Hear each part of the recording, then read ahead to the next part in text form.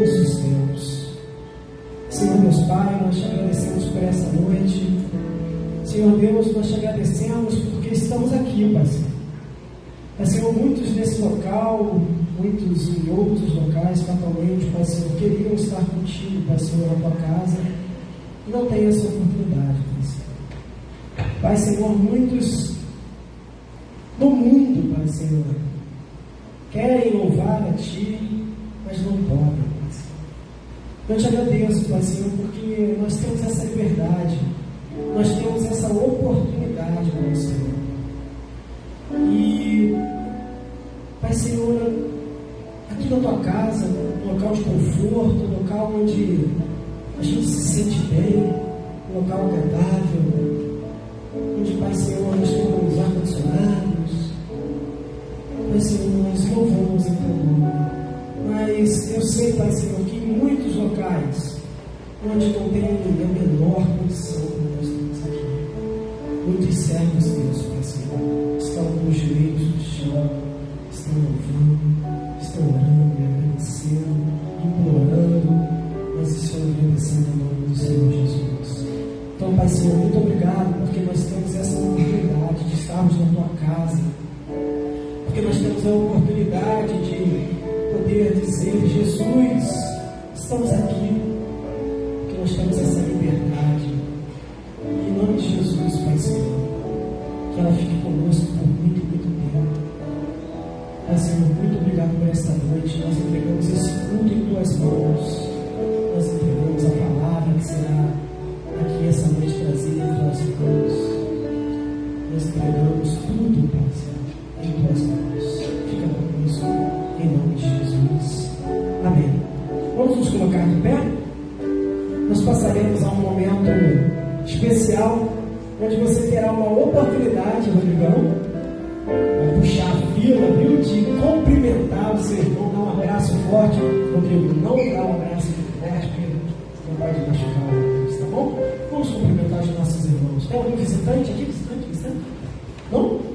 Não temos? Então vamos cumprimentar nossos irmãos e cantar.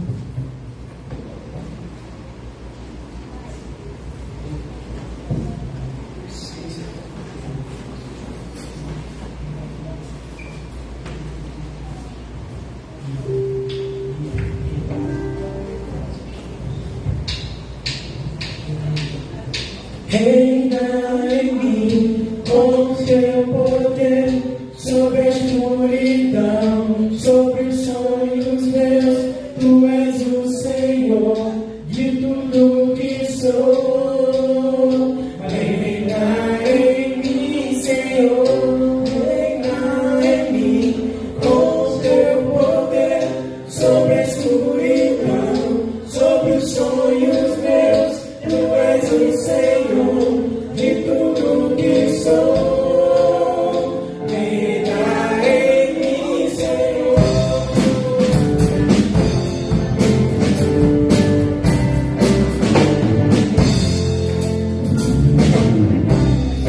Toda a terra tu és o rei, sobre as montanhas e o pôr do sol. Minha boca só, meu desejo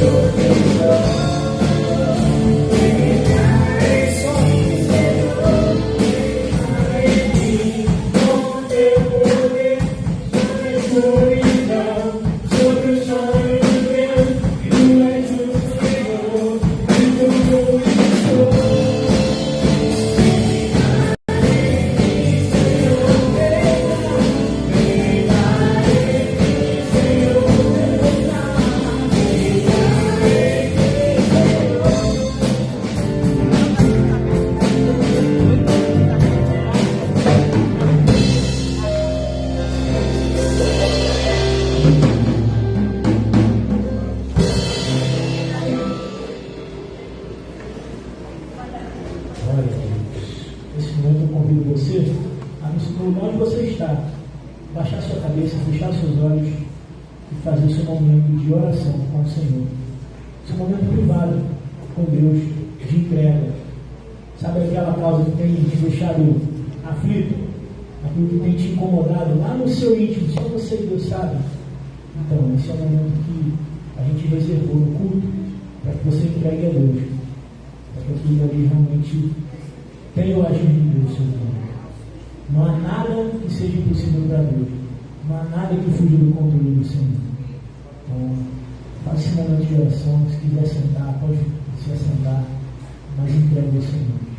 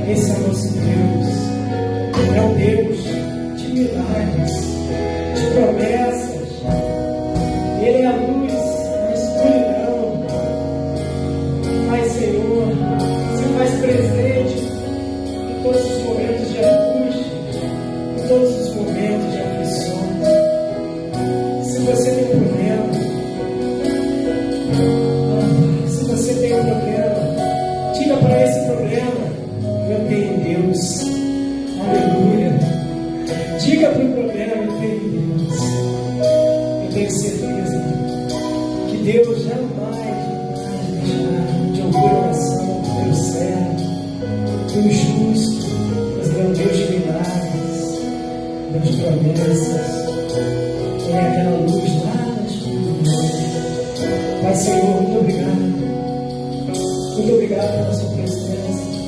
Muito obrigado pelo sangue derramado. Glória a Deus. Muito obrigado. Fica conosco. Em nome de Jesus. Amém. Amém. E amém. Passaremos em nosso momento de leitura bíblica.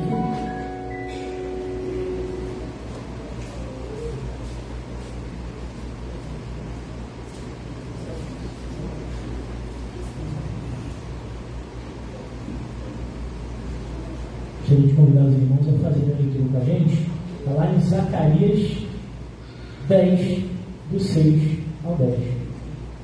Diz assim: E fortalecerei a casa de Judá, e salvarei a casa de José, e os farei voltar, porque me compadeci deles, e serão como se eu não os tivera rejeitado, porque eu sou o Senhor, seu Deus, e os ouvirei. Congregação. E os de Efraim serão como um poderoso, e o seu coração se alegrará pelo vinho, e seus filhos o verão, e se alegrarão, e o seu coração se regozijará no Senhor. Eu lhes assobiarei e os ajuntarei, porque eu os tenho remido, e multiplicar-se-ão, como antes se tinham multiplicado. Congregação. Ainda que os espalhei por entre os povos, eles se lembrarão de mim em lugares remotos, e viverão com seus filhos e voltarão. Todos juntos. Porque eu os farei voltar da terra do Egito, e os congregarei à Síria, e trazei a terra de Gileade e do Líbano, e não se achará lugar bastante para eles. Amém. Glória a Deus.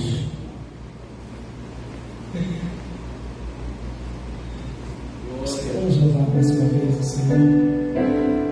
Quem conhece esse louvor? É louvor novo, né, querido? Novinho, né, querido? Esse é novo. Cante conosco se você conhece.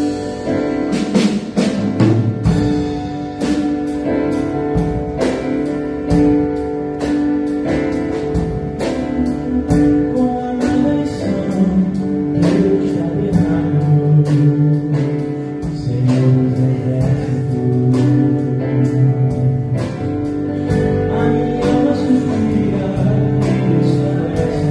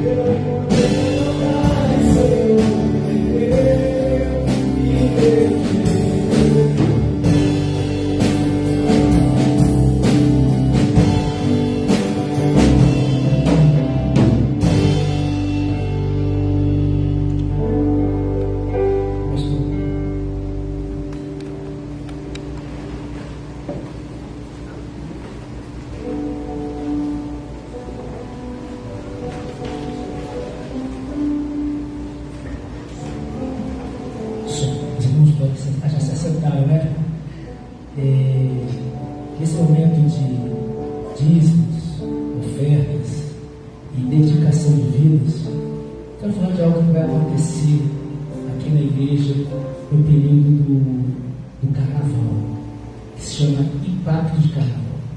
O que é isso? Daqui a pouco eu tenho que estar explicando.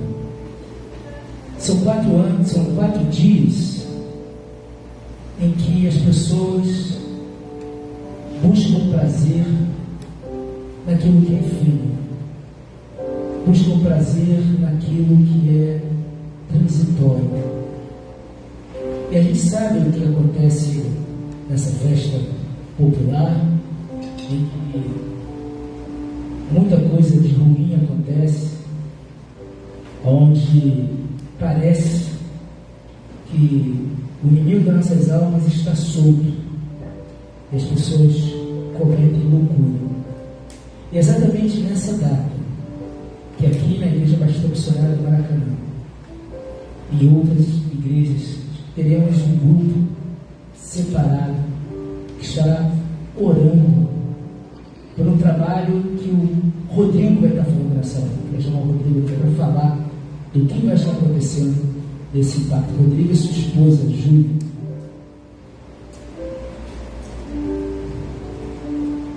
Boa noite, meus irmãos, graças a paz, amém?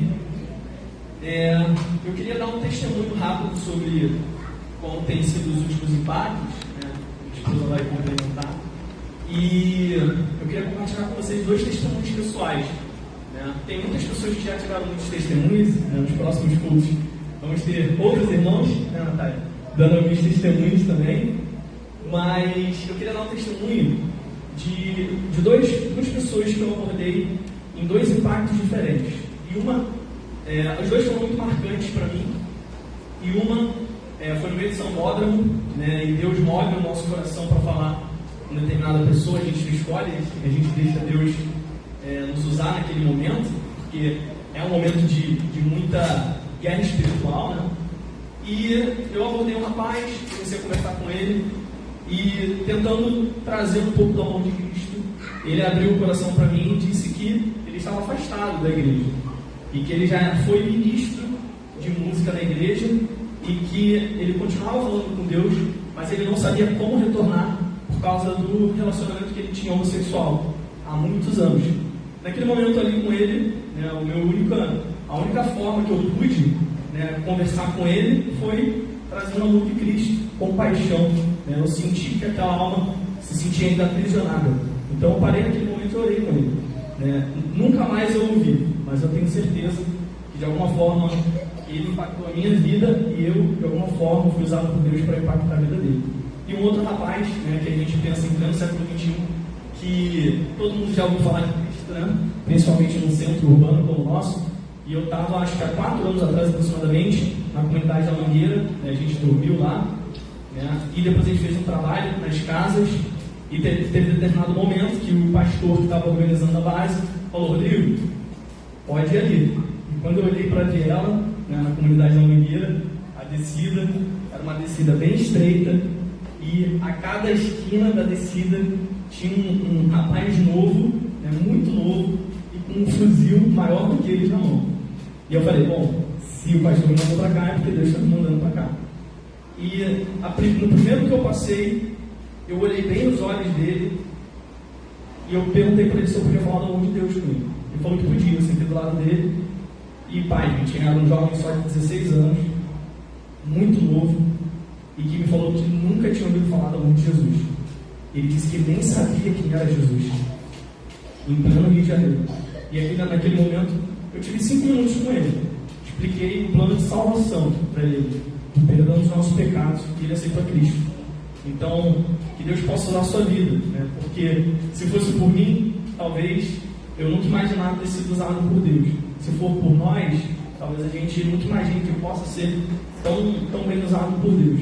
Mas Deus faz a obra através de nós, independente de nós. Amém? Boa noite, igreja. E para passar uns avisos, né, para vocês, eu falei para o Rodrigo que eu queria dar testemunho. Ele falou que ia ficar muita coisa. Então, deixa meu testemunho para outro dia, até embaixo. Aqui nós temos algumas pessoas que já participaram do impacto, né? Tem a Gisele ali atrás, tem o Lavor, tem a Natália. A Natália participou de um som, não foi, Natália? Lavor participou foi com a gente de vários, a Gisele também passou de uns 3, se eu não me engano, né? A Gisele até lavava nossas camisas aqui, que ela mora aqui do lado, né? Foi pensando pra gente. Mas o nosso impacto desse ano, ele vai começar no dia 17 à noite, que é uma sexta-feira. E a abertura vai ser na nossa igreja, nesse tempo. Então, as pessoas de todas as bases, são 6 bases esse ano, Zona Sul, Zona Oeste, aqui, Baixada, elas vão estar reunidas na sexta-noite para fazer a abertura do impacto. São todos mais muito convidados para estarem aqui, mesmo os que não puderem estar nos outros dias e tudo. Mas na abertura vai ser, se eu não me engano, um culto de 8 da noite à meia-noite. É bem um culto vigília, né, esse mesmo horário. Então, dia 17 de fevereiro. Aí vai ser de 8 às 10, vai ser muito abençoador. A gente vai estar orando por aquelas pessoas que vão estar participando do impacto de carnaval. Vai ter mensagem, vai ter muito louvor para a gente não dormir à noite. Vai ser bênção demais. E em seguida, as pessoas vão se dividir para as suas bases, né? A base aqui no Maracanã vai ser a base que vai receber mais pessoas, porque além de nós termos os impactantes que vão para a rua evangelizar, a gente vai ter também um grupo de intercessão, que é um grupo que fica 24 horas em oração, obviamente, né? Intercalando ali. E em 6 anos de participação de impacto, eu já pude estar um ano na intercessão, alguns anos indo para a rua, 2 anos liderando base. Então, assim, qualquer escolha que vocês queiram fazer dentro do impacto, eu tenho certeza que Deus vai usar muito vocês. Esse ano a gente vai estar sendo líder da base, né? O pastor Silvio deu essa oportunidade para a gente, junto com a convenção. E o que a gente precisa, né? Claro, aqueles que sentirem o desejo do coração de estarem participando, seja da intercessão ou seja do evangelismo mesmo de rua, se inscrevam quanto antes pelo site, peçam o link pra gente, porque o número de inscritos, né, ainda está um pouco devagar, mas a igreja do Maracanã já tem o dobro do número de inscritos do que a segunda igreja que mais tem gente. Então, assim, não fique sem a sua vaga, você que está aqui na nossa igreja, se você quer participar. Além disso, a gente... Só lembrando que a gente pode escolher a base, todo mundo que se inscreve pode escolher a base. Então, no ato da inscrição, vocês podem selecionar que vocês querem ficar na nossa base. Fica até mais cômodo. Exatamente. E você também pode escolher se você quer participar integralmente, ou seja, dorme aqui na igreja, se alimenta aqui na igreja, ou parcialmente. Então, eu moro aqui pertinho, né? Eu não quero dormir em colchonete, não quero dormir na minha cama. Não tem problema nenhum, tem esses 2 tipos de inscrição. Se você não vai poder participar, mas tem um colchonete para doar também, é bem-vindo, que a gente acaba precisando.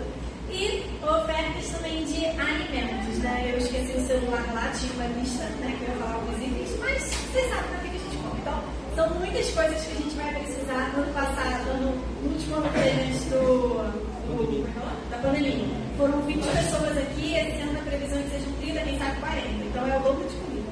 Então, pode ser através de dinheiro, aqui no Gasofilácio, né? Enfim, é só avisar esse dinheiro para que se destina. E também a alimentação, alimentos não perecíveis são bem-vindos, tá bom? Obrigada.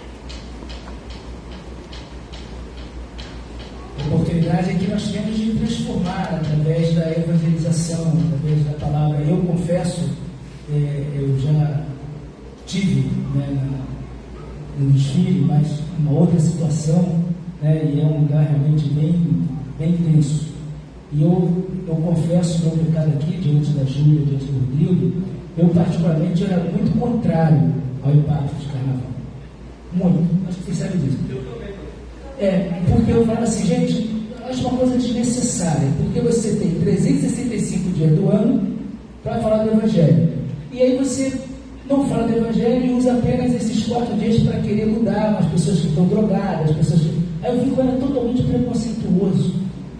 Porque a palavra de Deus diz que as portas do inferno não prevalecerão sobre a igreja do Senhor. É exatamente lá que nós temos que resgatar essas pessoas que estão dominadas pelo poder do inferno e mostrar a verdadeira luz, que é Cristo Jesus. Então, vamos fazer, quem é mais da minha idade, né, não quiser estar com a juventude lá fora, parece que ela vou até metade da minha idade, ele vai para a rua, né?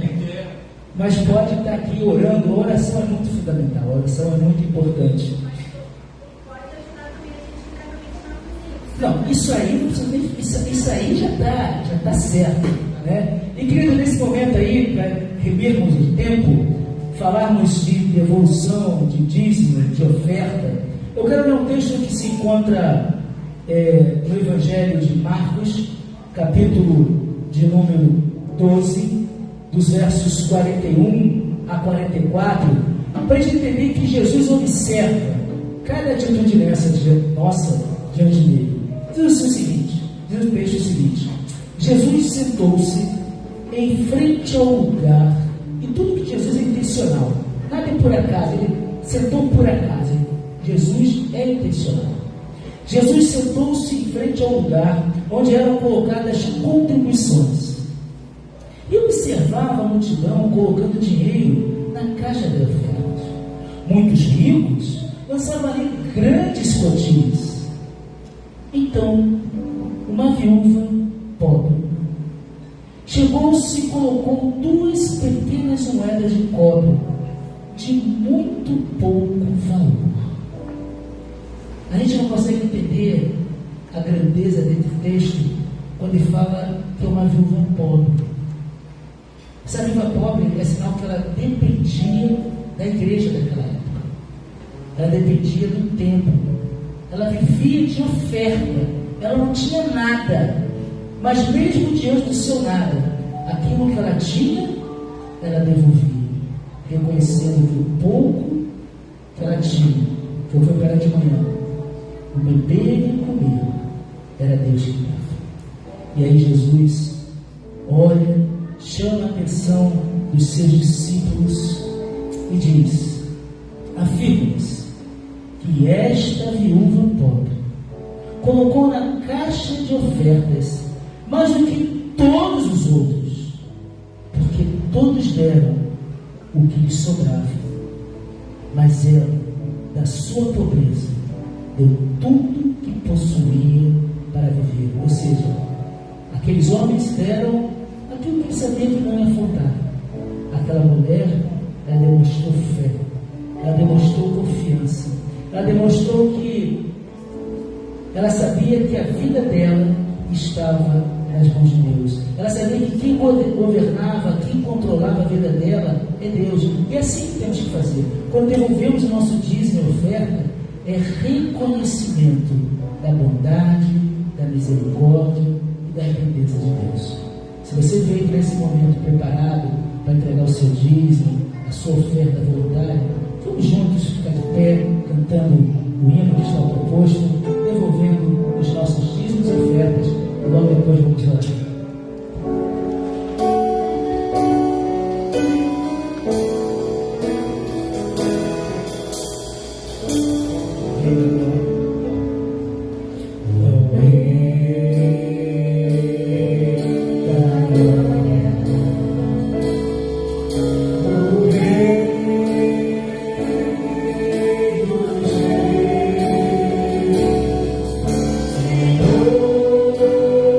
Oh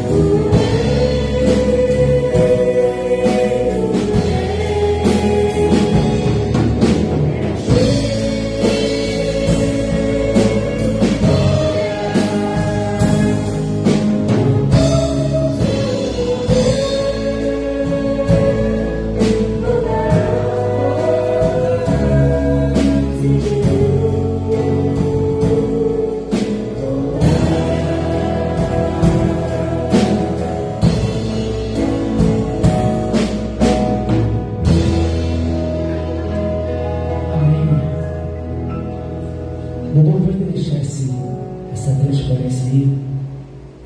Esse momento que vamos orar, eu estive visitando uma pessoa hoje, e ela estava com a filha em casa, e batendo papo com a filha falou assim: pastor, por que as igrejas hoje não falam da volta de Jesus?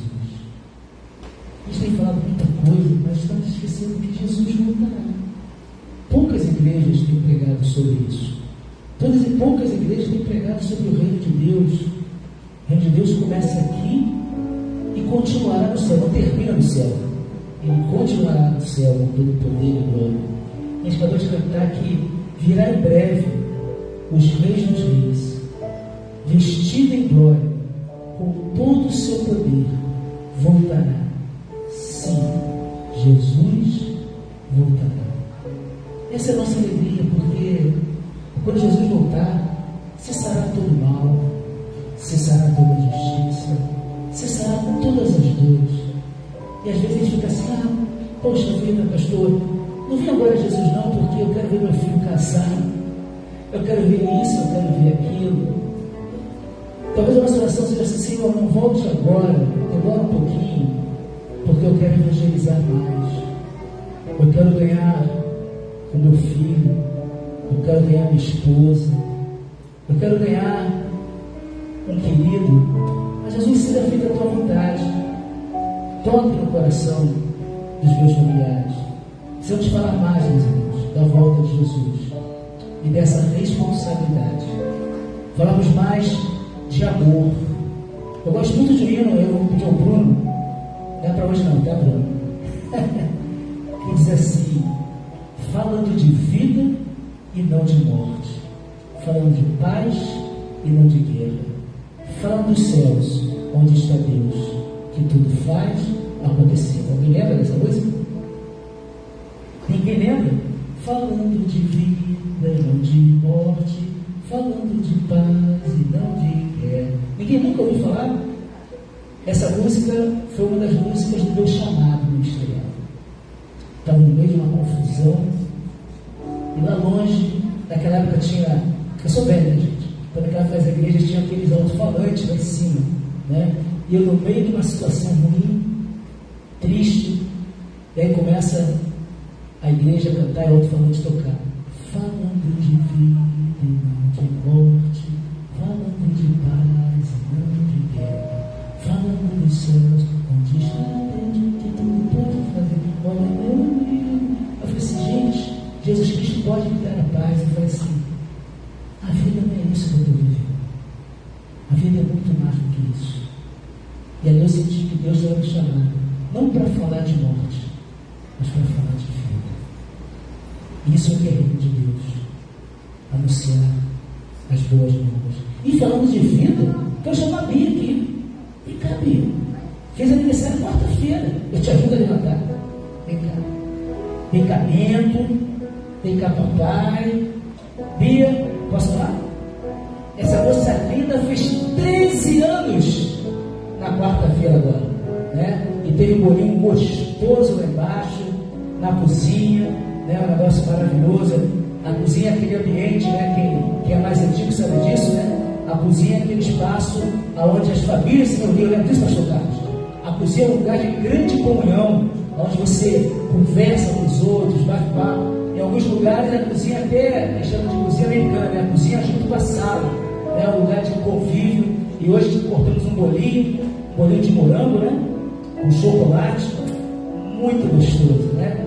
Vamos estar orando aqui então pela vida da Bia e orando por cada um de nós. E eu vou falar uma coisa que eu acho muito bonita que o pai da Bia fala: Pai Senhor. Eu acho esse termo muito lindo: Pai Senhor. Pai Senhor, louvado, exaltado é o teu nome, Senhor. Muito obrigado, Senhor, pela vida da Bia, Senhor.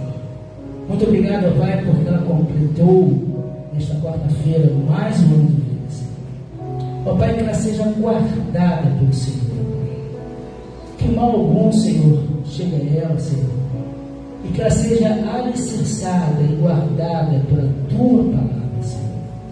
Ó Pai, que o teu Espírito Santo sempre a conduza nos seus caminhos, Senhor. porque o dia é mau, Senhor. O homem é mau, mas o Senhor é que nos protege, é o Senhor que nos guarda, é o Senhor que nos livra, Senhor. Ó Pai, que em nome de Jesus a Bia vem trazer muita alegria, Senhor, a toda a família, Senhor. Esteja abençoando, derramando cada vez mais a sua unção sobre a vida da tua filha, Senhor. A oração que te fazemos em nome de Jesus. Amém. Deixa ela sair dali. Valeu, Bento. Vamos cantar. As crianças vão vir aqui. Vem cá. Até uma aqui. Vem cá, Sara. Vem cá. Vem, crianças. E vem crianças, né? Vamos orar. E lembrando que durante essa semana, quarta-feira, temos culto de oração. Vamos estar orando para os nossos enfermos.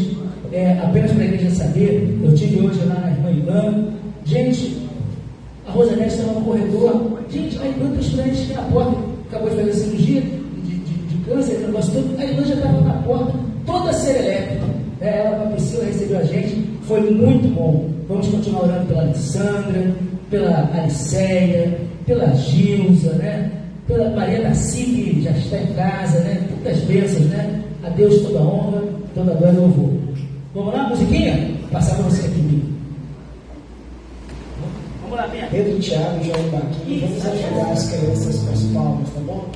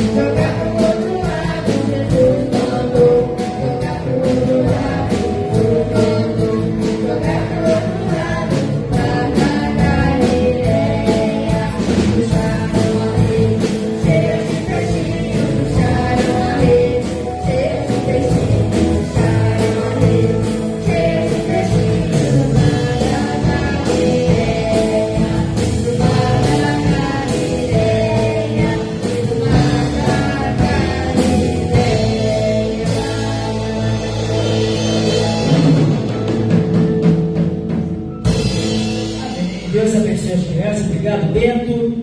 Obrigado.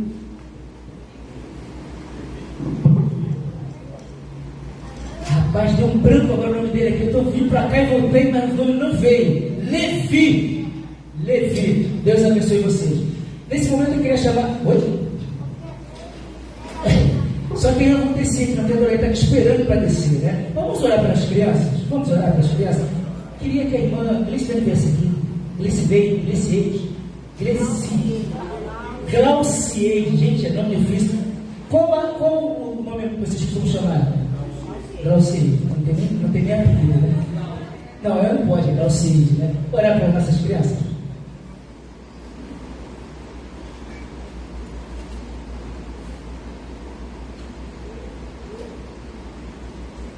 Senhor, nosso Deus, nosso Pai, nós te louvamos porque tu tens dado crianças à tua igreja.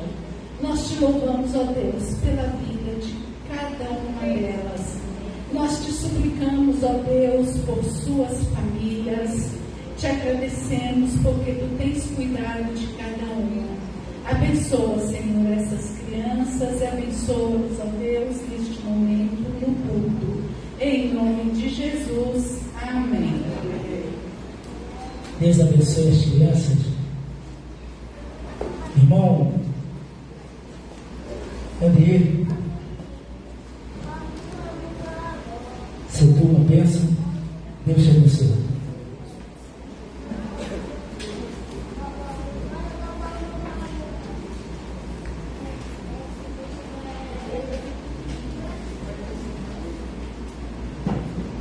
Boa noite, queridos. Você sempre é um motivo de grande honra, temor, por estar aqui no culto da igreja. A gente vai meditar refletir rapidamente sobre o texto bíblico que está lá em Romanos, capítulo 14, verso 17. Somente esse verso, é um verso pequeno, simples, mas tem algo bem profundo para poder a gente refletir e aprender e ser transformados pela palavra de Deus nessa noite. Amém? E aí a proposta do tema é que a gente possa identificar as características da igreja que vive na visão do reino de Deus, que é o grande tema que a igreja vai trabalhar esse ano de 2023. E aí, a partir desse texto básico, a gente vai pensar essas características. Né? Todos acharam? A palavra de Deus diz assim: porque o reino de Deus não é comida nem bebida, mas justiça e paz e alegria no Espírito Santo. Tá? O texto está bem aqui. E aí, para a gente poder introduzir esse texto, vamos orar e pedir a Deus que nos abençoe. Amém? Senhor, eu quero louvar o teu nome, porque só tu és digno de todo louvor, toda glória, toda exaltação. Tu és o principal e o mais importante aqui no nosso meio. Por isso, rogamos ao teu nome, Senhor, que venha falar aos nossos corações. Nossos corações aqui estejam como terra fértil, prontos, arados para receber a boa semente que é a tua palavra, e que essa palavra germine e dê muitos frutos que de fato permaneçam, para a glória e a honra do teu nome. Senhor, oramos agradecidos em nome de Jesus. Amém, Senhor. E é muito interessante esse texto, eu coloquei de forma colorida ali, só para poder a gente entender um pouco melhor esse texto. Esse texto começa com uma conclusão explicativa. Por quê? A gente tem no português, na língua portuguesa, temos 4 porquês, né? Mas esse especificamente é um porquê que está explicando. Então, o apóstolo Paulo, que é o autor dessa carta, especificamente desse verso, ele está mostrando para a gente que ele está explicando algo. O que ele está explicando para a gente aqui nesse verso? O que é o reino de Deus? É bem simples. Ele está dizendo assim: olha, por quê? E aí ele vai dizer o que é o reino de Deus. E aí ele vai começar a dizer o que o reino de Deus não é. E aí está ali: o reino de Deus ele não é comida, ele também não é bebida. Depois que ele diz que o reino de Deus não é, ele vai dizer: opa, então o reino de Deus é o quê? Justiça, paz e alegria. Alegria no Espírito Santo. Ele vai dar características. Primeiro ele vai dizer que não é, depois ele vai dizer o que é. E aí, especificamente aqui, ele está dizendo: olha, o reino de Deus não é algo material. Ele está dizendo isso aqui para a gente. O reino de Deus não é algo material. Mas o reino de Deus ele tem princípios aonde? Em mim, em Deus. Porque a gente encontra a justiça, a paz e a alegria em quem? Somente em Deus. Comida e bebida a gente encontra em vários lugares. Várias pessoas podem dar para a gente pode dar para outras pessoas. Mas justiça, paz e alegria nós encontramos somente em quem? Em Deus. Então, só para a gente começar a entender o que é o reino de Deus. O reino de Deus não é algo material, mas é algo espiritual. O reino de Deus não tem fundamento na terra, mas o reino de Deus tem base nos altos céus.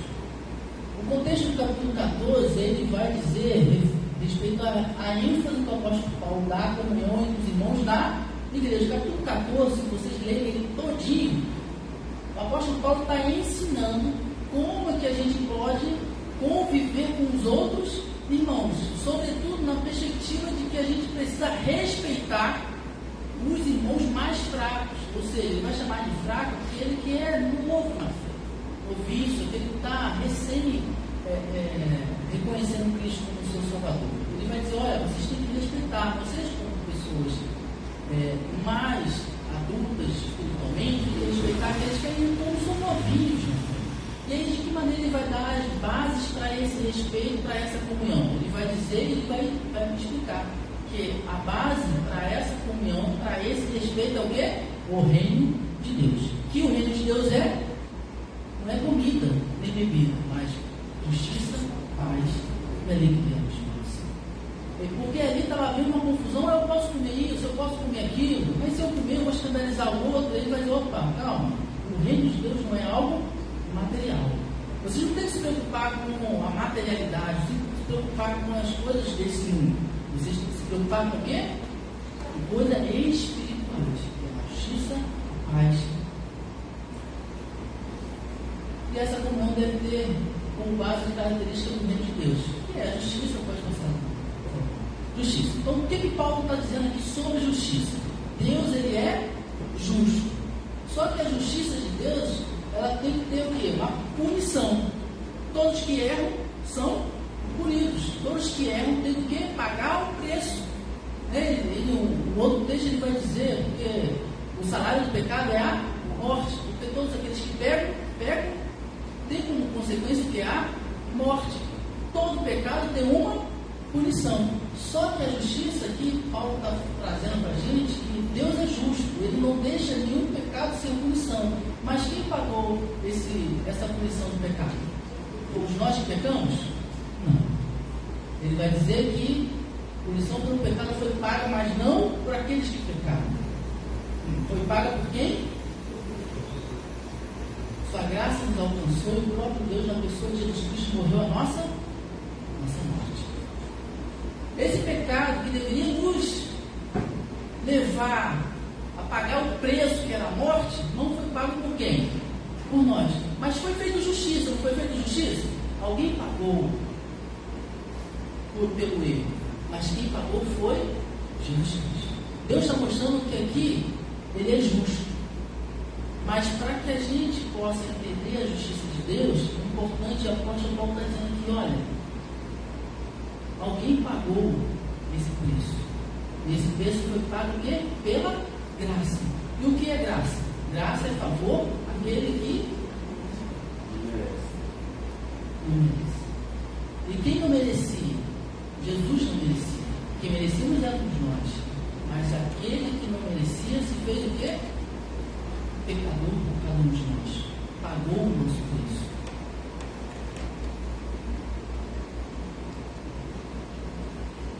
Paz. Deus dá essa condição de vida para nós, não as circunstâncias nem as pessoas. O que o apóstolo Paulo está dizendo? A paz não é algo que vem de fora, mas a paz é algo que vem de dentro. Não são as coisas que estão lá de fora, não são as pessoas, não são as circunstâncias que vão nos condizer a ter a paz. Mas quem vai dar a condição de paz? Assim, caso as circunstâncias e as pessoas queiram tirar essa paz de nós, Deus pode preservar e nós essa paz. E aí Paulo está dizendo, só quem pode ter a justiça, só quem pagou o preço por cada um de nós foi Deus. Essa paz, quem dá a cada um de nós é Deus. Não são. Você vê que quando ele começa a dizer que o reino de Deus não é algo material, mas algo espiritual, ele vai dizer a justiça também não é algo material. A justiça também é algo espiritual. A paz também não é algo material, mas a paz é algo espiritual. A paz não está fora, mas a paz está dentro de nós. Quem concede ela é Deus. E a terceira característica é a alegria. O Espírito Santo concede um estado de satisfação sublime e eterna. E ele vai dizer também, essa alegria não é algo que está fora, não é algo que é material, mas é algo que está o quê? Dentro de nós. Então quando a gente fala assim, estou alegre, a gente não tem que levar em consideração que essa alegria que sentimos, essa alegria que vivemos, essa condição de estar alegre, é algo que está sendo influenciado por fora, mas é algo que a gente recebe de quem? Daquele que está dentro de nós, o Espírito Santo de Deus. E aí, de acordo com a justiça, a paz, a alegria do Espírito Santo, é uma pergunta que a gente precisa fazer. Como é que nós, Igreja Batista Missionária do Maracanã, podemos viver na visão do reino de Deus? Essa é a grande pergunta. E teologia prática, porque quando a gente olha para a Bíblia, a gente tem que olhar para ela a ponto de que os seus princípios possam fazer valer no nosso dia a dia. De que maneira eu consigo viver, de que maneira, enquanto igreja, eu consigo viver na visão do reino de Deus? E aí eu peguei o exemplo de José. Eu coloquei o texto aqui para ficar mais rápido, a gente não tem que ficar abrindo a Bíblia. Gênesis 37, 24 vai dizer: e tomaram-no e lançaram na onde? Na cova. Porém a cova estava vazia, não havia água nela. Aqui José estava vindo todo serelepe, feliz da vida. O pai falou assim: ó José, vai lá e vê como estavam seus irmãos. Então, ele estava muito bem, alegre, contente, feliz da vida, porque tinha acabado de ganhar um presente do pai. E quando chega diante dos irmãos, o que os irmãos deles fazem com ele? Pega ele, joga ele aonde? Qual foi o motivo? Alguns vão dizer inveja. Esse motivo embasa as atitudes dos irmãos. Se a gente olhar para a vida de José, a gente vai olhar assim: foi justo o que fizeram com José? Se a gente olhar do ponto de vista do reino de Deus e a justiça de Deus, o que fizeram com José foi justo? Pegar, os irmãos foram lá, por inveja, e lançaram na cova. E não ficou só nisso. Passa por mim. Olha o que diz no 37, 28. Passando, pois, os mercadores midianitas tiraram e alcançaram José da cova, e venderam José por 20 moedas de prata aos ismaelitas, os quais levaram José ao Egito. Se não bastasse pegar, se fosse uma brincadeira, não, José, a gente está pegando você aqui e jogando na pessoa para a gente se divertir. Mas não bastou só isso. Pegaram José, além de ter jogado na cova, venderam ele como escravo. Para onde? Uma nação estrangeira. Ele foi lá no Egito. E aí volta a perguntar: foi justo isso? Será que a gente pode ver a justiça de Deus na vida de José nesse momento? Que os seus irmãos o lançam na cova e, não satisfeitos, pegaram ele e venderam para uma terra estrangeira a ser escravo.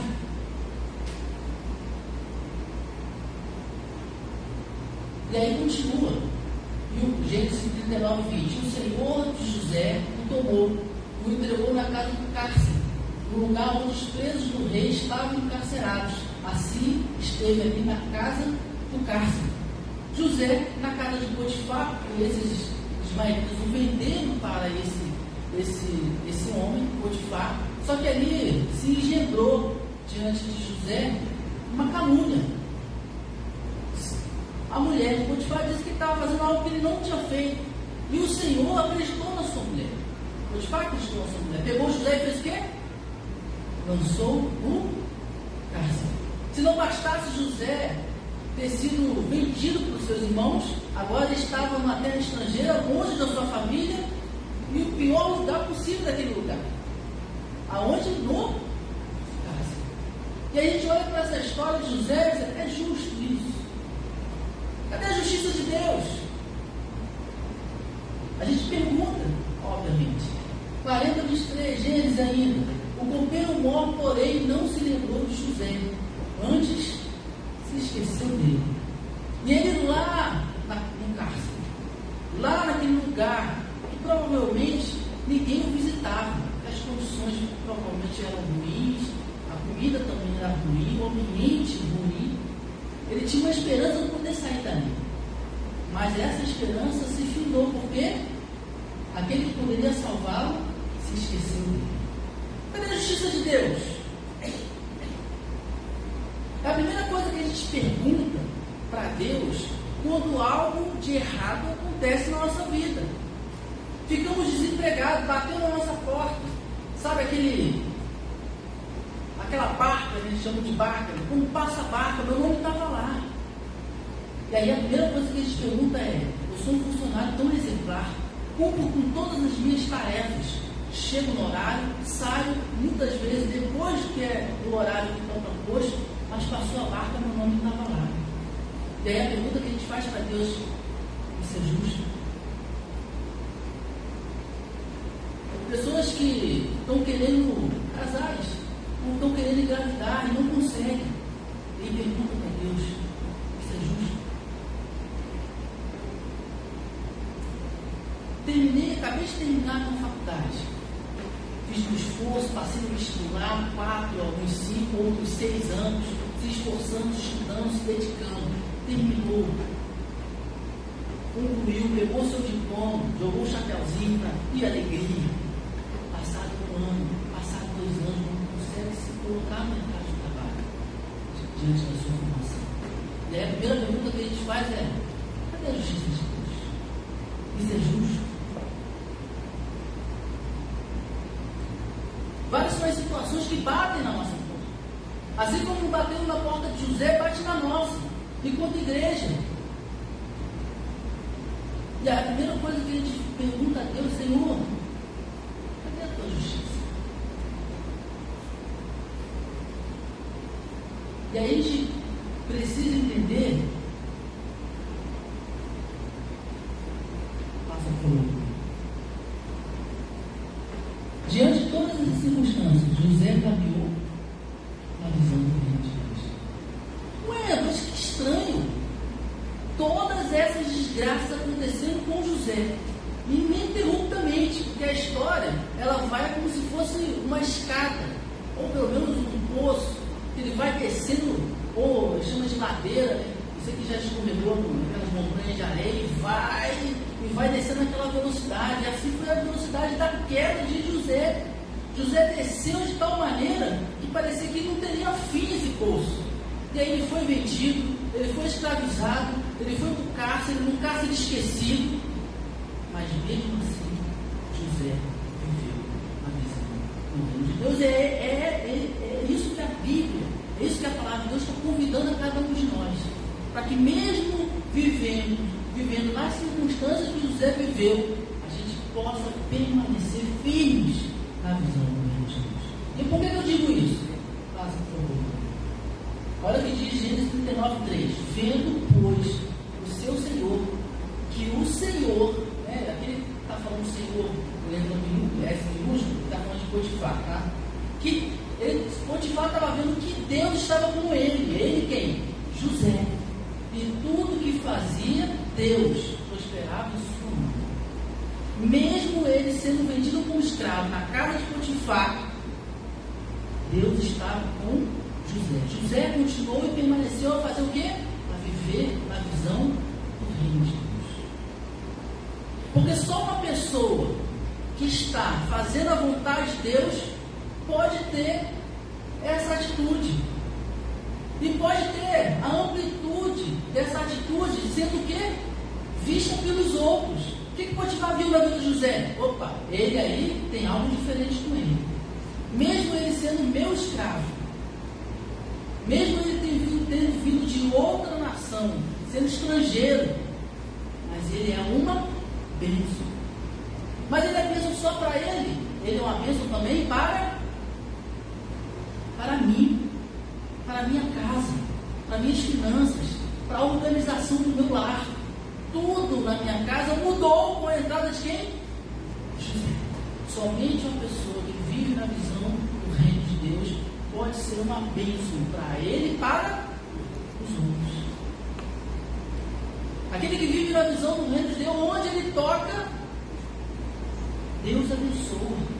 Ele é isso que estava acontecendo com José. José, diante das circunstâncias que ele viveu, o texto bíblico não diz em nenhum momento isso, a gente pode inferir isso. Ele reclamou, murmurou. Provavelmente ele fez o quê? Deu graças a Deus, porque ele disse para o Senhor: a minha justiça está em Deus. A minha paz não está nas circunstâncias, está em Deus. E a minha alegria não está nas circunstâncias, está em Deus.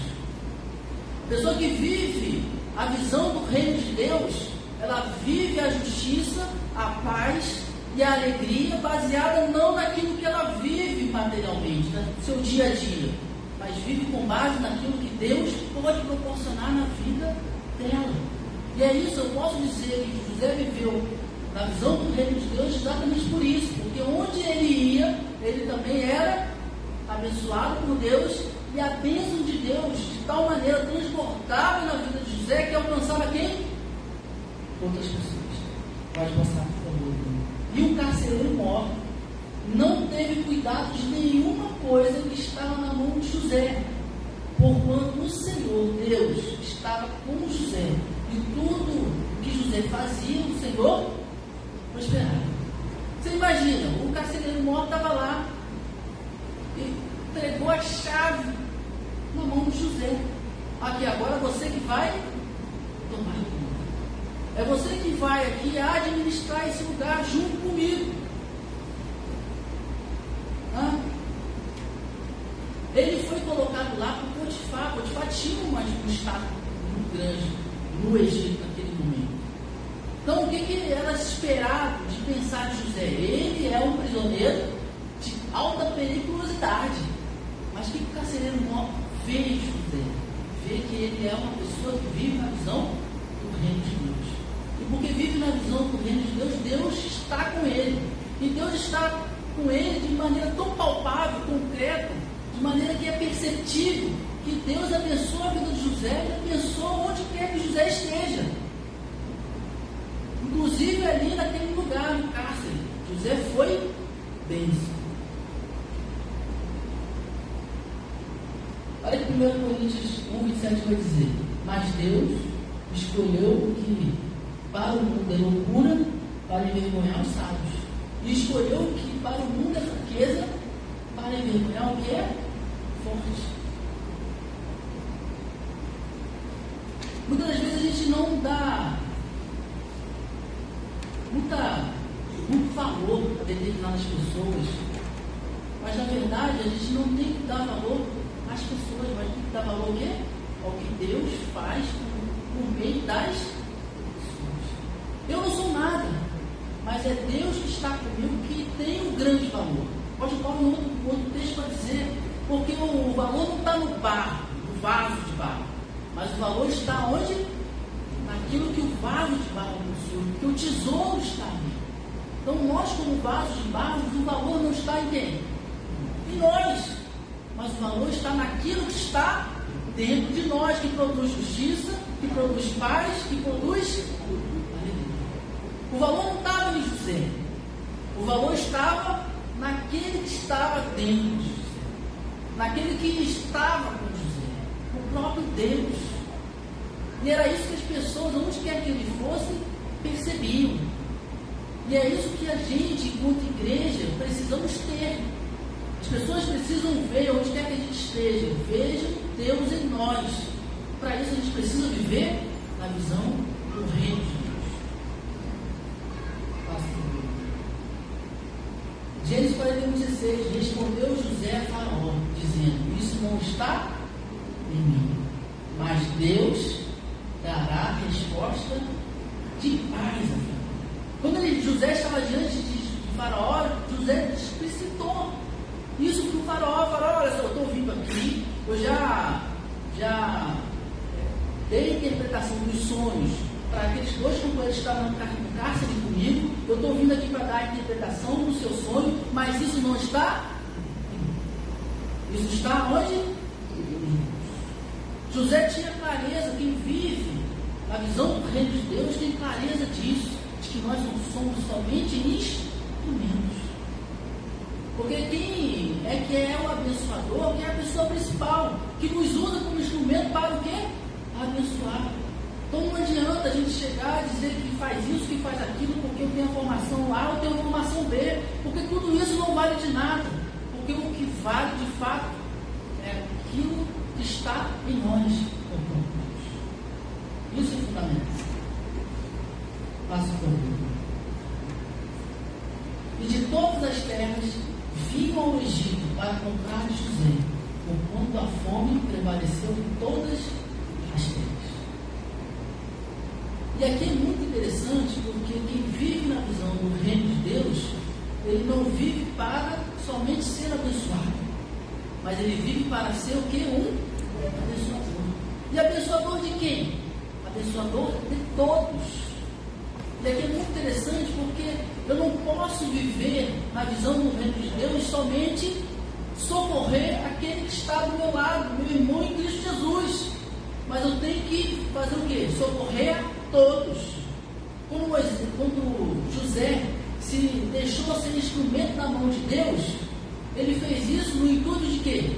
De abençoar somente a sua parentela? De abençoar somente os seus irmãos, a sua família, o seu pai? Não, ele fez isso no intuito de que todo mundo de então pudesse ser abençoado. No caso aqui, salvo. Porque se não fosse pela administração dada por Deus na vida de José, para poder administrar todos aqueles grãos no Egito, o que aconteceria com grande parte do mundo de então? Teria sucumbido à fome. Mas José foi usado como instrumento de Deus, porque ele vivia na visão do reino de Deus. Quem vive na visão do reino de Deus não tem uma mentalidade local, mas tem uma mentalidade total, de abençoar todos.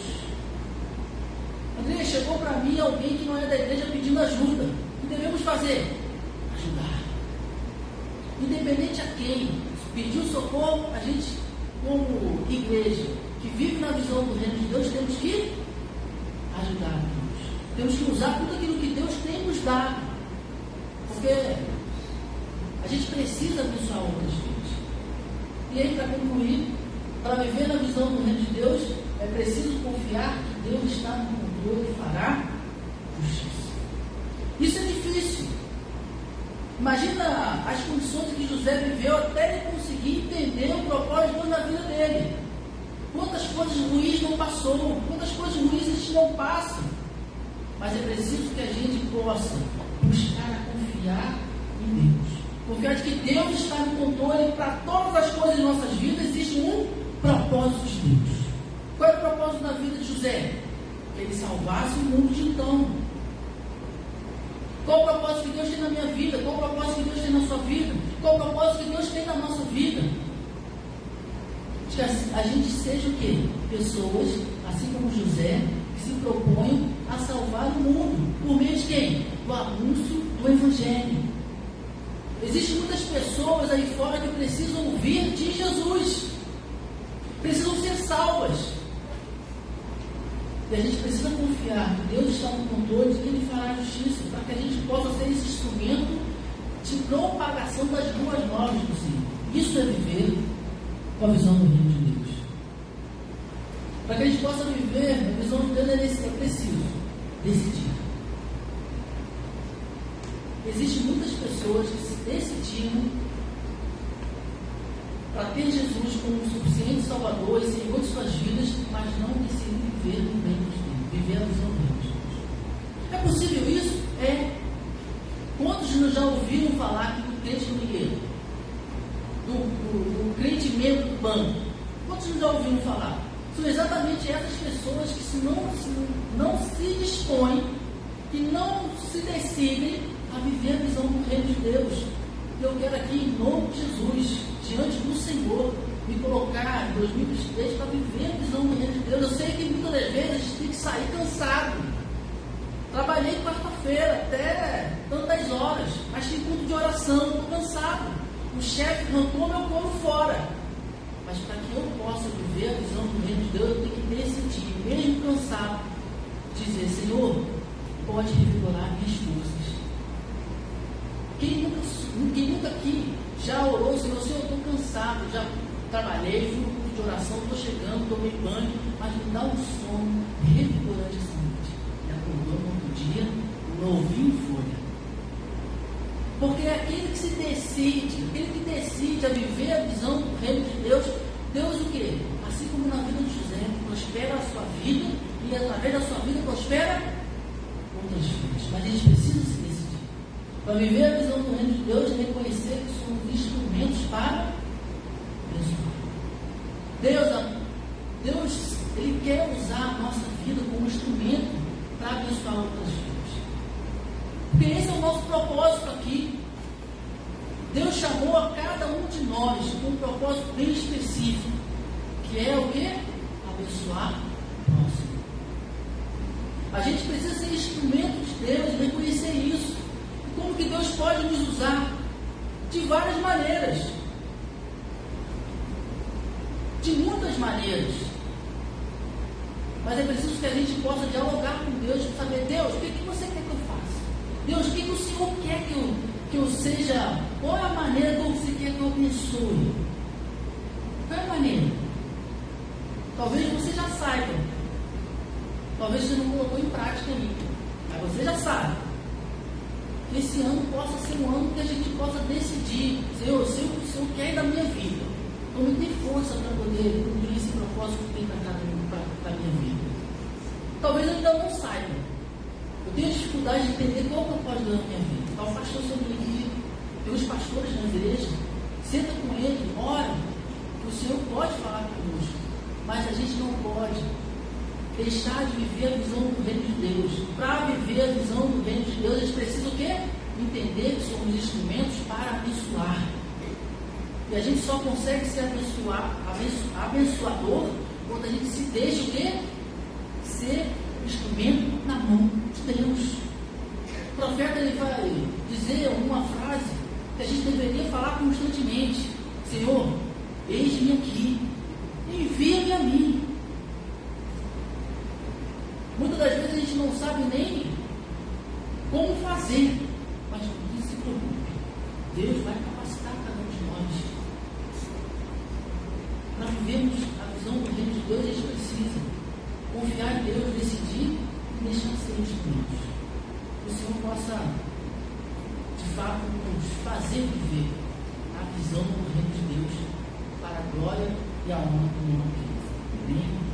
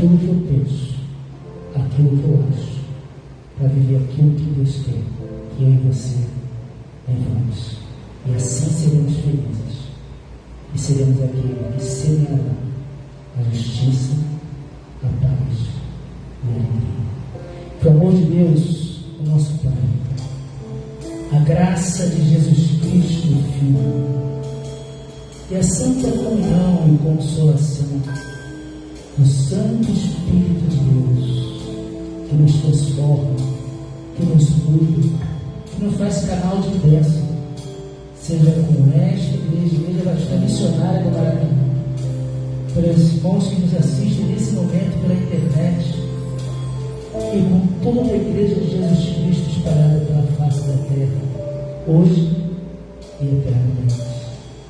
Amém. Até quarta-feira. Seja bendito. oração silenciosa,